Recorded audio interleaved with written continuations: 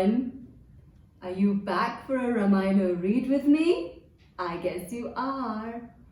Today, as you can see, I'm in a very witchy mood. So we are going to read a fabulous book called Room on the Broom.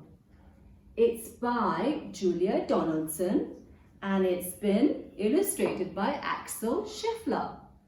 Now, Room on a Broom is about a witch and all of her friends. And I can see that you want to get started. So why don't you get into your nook? Because I've got a super fabulous book.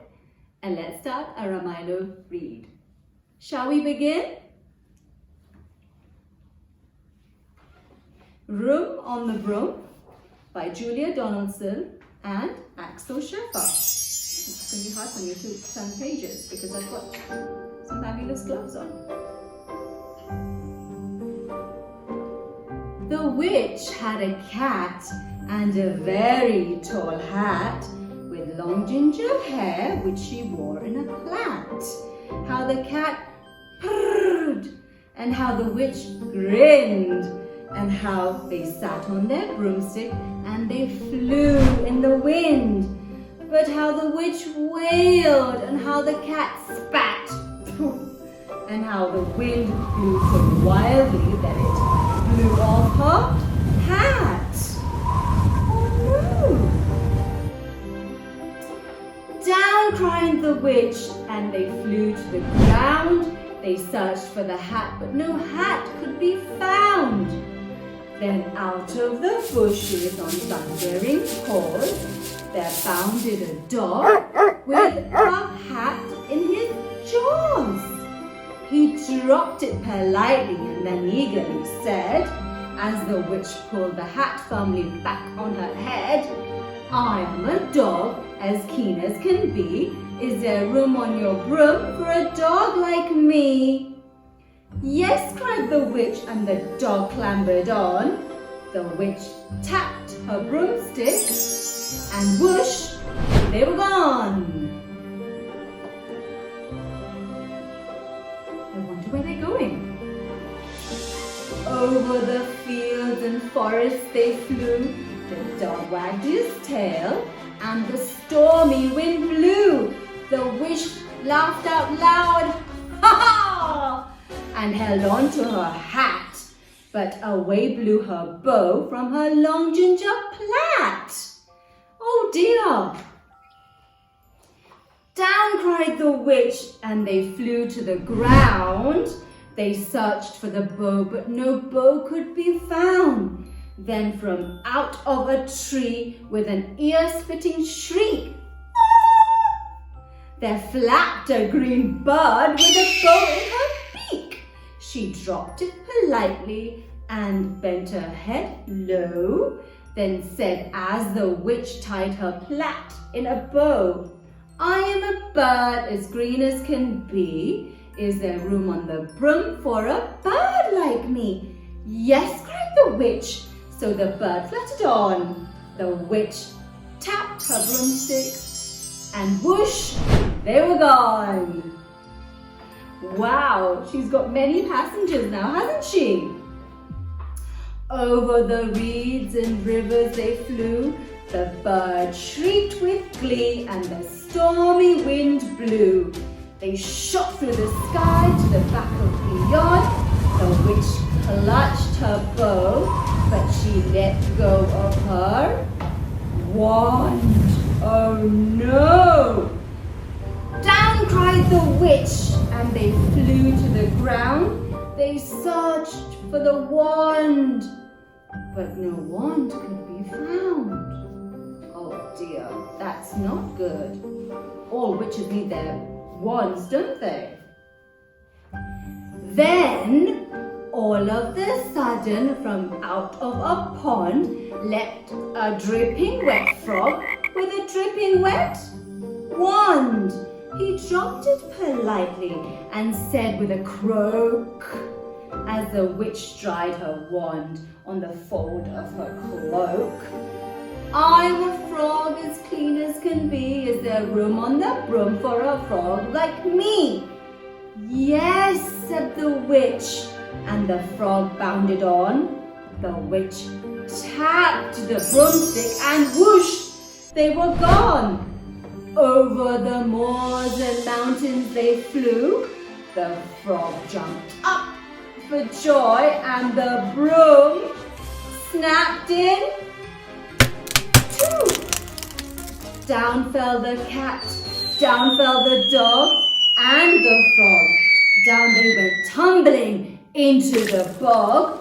The witch's half broomstick flew into a cloud, and the witch heard a roar that was scary and loud. Oh no!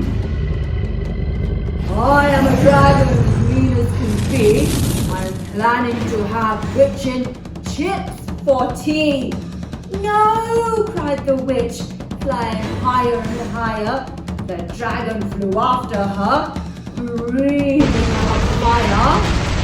Help! Cried the witch, flying down to the ground. She looked all around, but no help could be found. The dragon drew near, licking his lips. She said, maybe this once I'll have witch without chips. Oh gosh, what do you think's going to happen next? But just as he planned to begin on his feast, from out of the ditch rose a horrible beast. It was tall and dark and sticky and feathered and furred. It had 4 frightful heads and wings like a bird. And its terrible voice, when it started to speak, was a yowl and a growl and a croak and a it dripped and it squelched and it strode from the ditch, and it said to the dragon, "Buzz off, that's my witch." Oh my goodness, I wonder who that is. And look at the dragon, who looks very frightened now. The dragon drew back and he started to shake. "I'm sorry," he spluttered. "I made a mistake. It's nice to have met you, but now I must fly." And he spread out his wings and was off to the sky. Then down flew the bird, and down jumped the frog, down climbed the cat, and phew, said the dog. "Oh, thank you," the grateful witch cried. "Without you, I'd be in the dragons inside." How true that is. Look how much they're all celebrating now. Then she filled up her cauldron and she said with a grin, "Find something, everyone. Throw something in." The frog found a lily. The cat found a cone. The bird found a twig, and the dog found a bone. They threw them all in, and the witch stirred them well. And while she was stirring, she muttered a spell.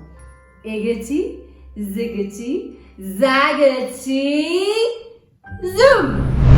And then out rose a truly magnificent broom with seats for the witch and the cat and the dog, and a nest for the bird and a shower for the frog. "Yes!" cried the witch, and they all clambered on. The witch tapped her broomstick and whoosh, they were gone.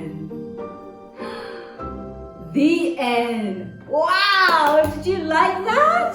Wasn't that such a fabulous, fabulous story about lots and lots of friends really sticking up for each other? This was Room on a Broom. It's written by Donaldson and has been illustrated by Axel Scheffler. I hope you had a super fun time reading this with me today because I've had a very Ramaailo read. Now, I will see you soon, same time next week, and until then, ziggity, zaggity, zoom! Bye!